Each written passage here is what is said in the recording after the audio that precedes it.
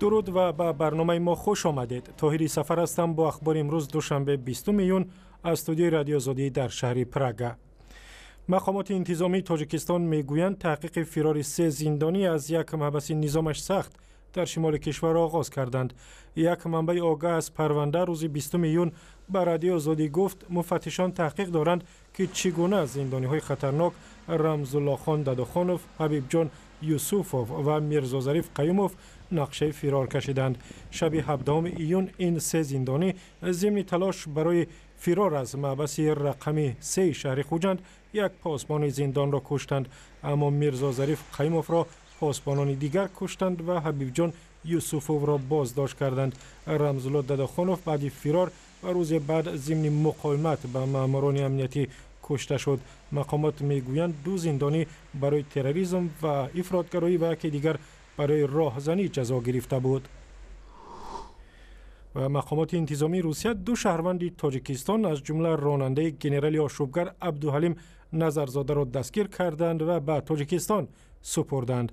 منابع رادیو آزادی روز 20 ایون گفتند برادران میرزا و قناعت مکملوف را هفته گذشته در شهر قزان روسیه دستگیر کردند. دولت تاجیکستان بازداشت آنها را از طریق اینترپول و یا پلیس بین المللی درخواست کرده است. گفته می شود این ساکنان دوشنبه را برای همکاری با معاون سابق وزیر دفاع دستگیر کردند. در آشوب به رهبری گنرال عبدالحلیم نظرزاده در ماه سپتامبر سال گذشته کم از 40 نفر کشته شدند. در نتیجه حمله به یک مسافربر در شهر کابل 14 نفر کشته شدند و 8 کسی دیگر زخم برداشتند. ترکش بامداد روز دوشنبه در یک کوچه سرآدم پایتخت افغانستان به وقوع پیوست.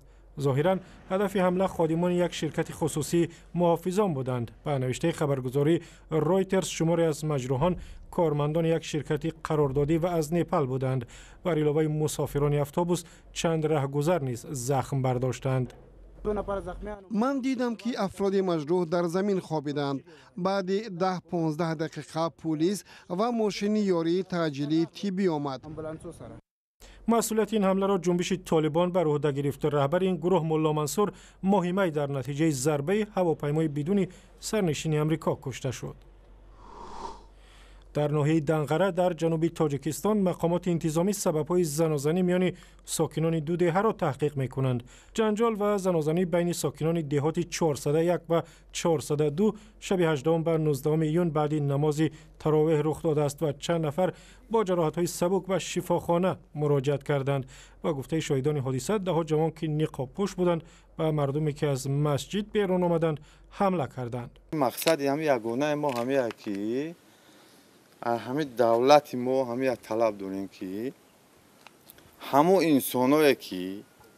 انسانایی که همه شب ساعت نیم 11 شب فرمان دادگی 4 ناتوان 4 آدمی که همه فتنه را انگیختن همه را به قفا بیاوه آرام کنند. ساکنان روستای 402 که از ناحیه‌های شرق تاجیکستان به دنقره کوچ بستند میگویند حمله به آنها طرح‌ریزی شده است و مقامات باید مسئولان حمله را جزا بدهند. جنگ بین جوانان روستاها در تاجیکستان اگرچه در زمان شوروی معمول بود اما بعد از استقلال از بین رفت. یک شرکت استحصال حسیب در دوشنبه میگوید عکس جنجال برانگیز در فیسبوک یک تلاش برای بدنام کردن محصولات آنهاست.